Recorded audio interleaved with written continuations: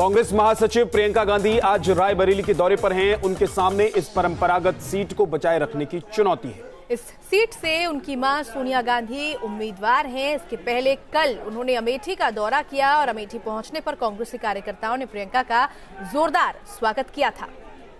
प्रियंका गांधी मेरा बूथ मेरा गौरव कार्यक्रम के तहत कांग्रेसी कार्यकर्ताओं से मुलाकात कर रही हैं। इस कार्यक्रम में बूथ अध्यक्षों समेत करीब 2000 कार्यकर्ता मौजूद हैं। प्रियंका गांधी इसके बाद रायबरेली जाएंगी, जहां से 29 मार्च को उनके अयोध्या जाने का कार्यक्रम है। तो 3 तस्वीरें आपके सामने हैं, किस तरीके से प्रियंका गांधी का स्वागत किया गया। कार्यकर्ताओं में जोश देखने को मिला और मुलाकात से बूथ को मजबूत करने की कोशिश में प्रियंका गांधी जुटी हुई है।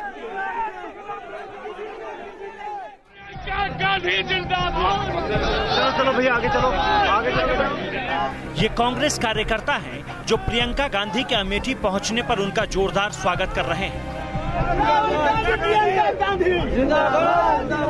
अपने भाई राहुल गांधी के लोकसभा क्षेत्र अमेठी में प्रियंका गांधी चुनाव प्रचार कर रही हैं। इस मौके पर प्रियंका गांधी ने खुद के भी लोकसभा चुनाव लड़ने का संकेत दिया। अगर मेरी पार्टी कहेगी कि चुनाव लड़ना है तो मैं जरूर लड़ूंगी। अमेठी में प्रियंका गांधी का ये बड़ा बयान माना जा रहा है, क्योंकि प्रियंका गांधी ने इससे पहले चुनाव लड़ने से इनकार करते हुए कहा था कि वो संगठन को मजबूत करने को तवज्जो देंगी। इसी कड़ी में अमेठी के मुसाफिर खाना पर NSUI यानी national students union of India के कार्यकर्ताओं ने प्रियंका गांधी का स्वागत किया। इसके बाद प्रियंका गांधी ने गाड़ी से उतरकर पैदल रोड शो किया और लोगों से मिली। प्रियंका गांधी मुसाफिर खाना पहुंची, यहाँ तमाम कार्यकर्ताओं के साथ बैठक करेंगे। आज दिन भर का उनका अमेठी का कार्यक्रम है। दरअसल 2000 बूथ अध्यक्षों को प्रियंका गांधी ने बुलाया है, जिनके साथ वो मुलाकात करेंगे। मुलाकात के बाद जो है मंथन करेंगी कि आखिर किस तरह से जो चुनावी समीकरण है वो है, खास करके अमेठी जनपद के, कैसे यहाँ पर चुनाव लड़ना है, तमाम मुद्दों पर चर्चा होगी। बूथ स्तर तक काम शुरू किया है इस बार कहे तो कांग्रेस ने, और शायद यही नतीजा है कि प्रियंका गांधी खुद आज पहुंची हुई हैं और 2000 से अधिक बूथ कार्यकर्ताओं के साथ ये मंथन होगा। आज वो अमेठी में रहेंगी और कल उनका रायबरेली का कार्यक्रम, उसके बाद अयोध्या जाएंगे। लेकिन एक बात बहुत साफ है कि प्रियंका गांधी संगठन की कमर को कसने में लग गई हैं। प्रियंका गांधी ने मुसाफिर खाना AH इंटर कॉलेज में मेरा बूथ मेरा गौरव कार्यक्रम के तहत 1956 बूथों के कार्यकर्ताओं के साथ चुनाव तैयारियों को लेकर बैठक भी की। इस दौरान उन्होंने कार्यकर्ताओं को चुनाव में जीत का गुरु मंत्र दिया। गोद में अपने बच्चों को किसी तरह से संभाल रही इस महिला से भी प्रियंका ने रुककर हालचाल जानने का समय निकाला। प्रियंका गांधी ने कैंसर से पीड़ित प्रदेश कांग्रेस समिति के सदस्य मोहम्मद लतीफ के घर पहुंचकर उनका हाल भी जाना। प्रियंका की मौजूदगी भर से कांग्रेस कार्यकर्ता जोश में दिख रहे हैं। और तो और प्रियंका के अमेठी पहुंचने के बाद से ही पार्टी कार्यकर्ताओं ने गरीब परिवार 72,000 का नारा बुलंद कर अपनी मंशा जाहिर कर दी है। कांग्रेस ने कहा कि किसानों के कर्ज माफ होंगे। कांग्रेस ने मध्य प्रदेश और राजस्थान में 10 दिन में ये घोषणा कर दी है कि होगा। तो कांग्रेस ब्लफ नहीं करती है। कांग्रेस जो कहती है वो करती है, जो ब्लफ करते हैं वही ये आरोप लगाते हैं। सभी गरीब परिवारों को, 5 करोड़ गरीब परिवारों को 72,000 प्रति वर्ष देने की बात कही है। तो एक ऊर्जा, एक अलग से ऊर्जा आई है कि ये असली बात है जो गरीबों को, गरीबी को हटाने के लिए, गरीबों को उत्थान के लिए सही बात है।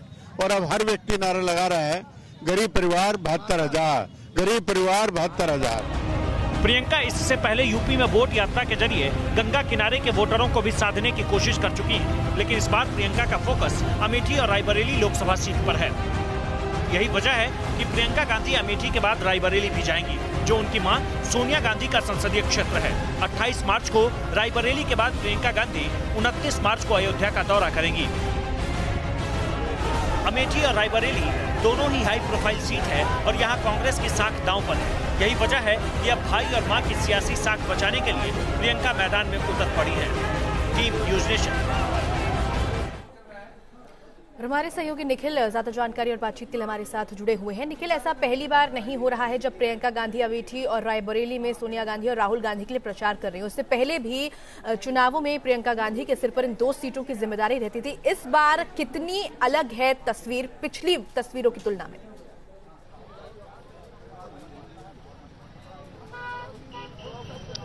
बिल्कुल इस बार बिल्कुल अलग तस्वीर है। प्रियंका गांधी खुद अब इस पूरे दोनों जो लोकसभा क्षेत्र है उसका जो है खुद उन्होंने उसको संभाल रखा है। उन्होंने तमाम चुनाव प्रचार को लेकर समीकरण बना रही है। सबसे अहम कहें तो जिस तरह से पिछली बार स्मृति ईरानी ने अमेठी में राहुल गांधी को टक्कर दी, तो उसके बाद से कांग्रेस के समझ में ये आ गया था कि कम से कम अपने जो क्षेत्र है, जो मजबूत गढ़ है, जो पारंपरिक सीटें हैं, वहां भी काम करना पड़ेगा। प्रियंका लगातार यहां दौरा कर रही हैं। आज उनका यहां रायबरेली का दौरा है। रायबरेली के तमाम बूथ कार्यकर्ताओं के साथ मुलाकात करेंगी। इससे पहले कांग्रेस आती थी और रोड शो करके चली जाती थी, लेकिन पहली बार ऐसा देखने को मिल रहा है कांग्रेस में जो जमीन का कार्यकर्ता उसके साथ जो है वो कनेक्टिविटी बनाने की कोशिश की जा रही है। प्रियंका भी इस बात समझती है कि बूथ के कार्यकर्ता के साथ मिलकर ही अब कम से कम एक मजबूत कांग्रेस को खड़ा किया जा सकता है। यही वजह है कि उन्होंने बूथ के कार्यकर्ताओं के साथ आज बैठक बुलाई है। 2000 से अधिक बूथ कार्यकर्ता आज भी हैं। कल अमेठी में लगभग इतने ही बूथ कार्यकर्ताओं के साथ प्रियंका गांधी ने संवाद किया। प्रियंका को दरअसल उनके अंदर जो बात करने का लहजा है, जो तरीका है, वो बहुत आकर्षित करता है। उनके वो जो वर्कर हैं, शायद यही वजह है कि उनके वर्कर सुबह से शाम तक इस बात का इंतजार करते हैं कि 2 मिनट का समय प्रियंका से मिल जाए मुलाकात का। और मिलते ही प्रियंका खाली एक बात कहती है कि कांग्रेस को आगे बढ़ाना है, कांग्रेस को जिताना है। तो बस खाली इतने से ही संतोष हो जाता है उनके कार्यकर्ताओं को। शायद यही वजह है कि इतने सालों से ये पारंपरिक सीट कही जाती रही है कांग्रेस। बहुत शुक्रिया प्रियंका आज भी जोर आजमाइश में है कि तमाम इस पूरी जानकारी के लिए आपका। प्रियंका गांधी का 3 दिवसीय यूपी दौरा अमेठी के बाद रायबरेली और फिर शुक्रवार को अयोध्या पहुंचकर खत्म होगा।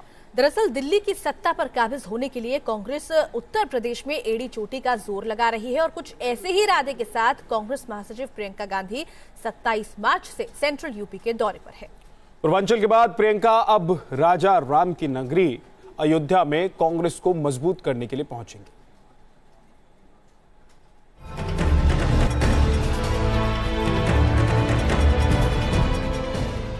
पूर्वांचल के साथ सेंट्रल यूपी पर प्रियंका का फोकस। बनारस से आप अपनी आवाज उठाइए। इस देश को जन विरोधी, किसान विरोधी, महिला विरोधी, मजदूर विरोधी सरकार मिलनी चाहिए।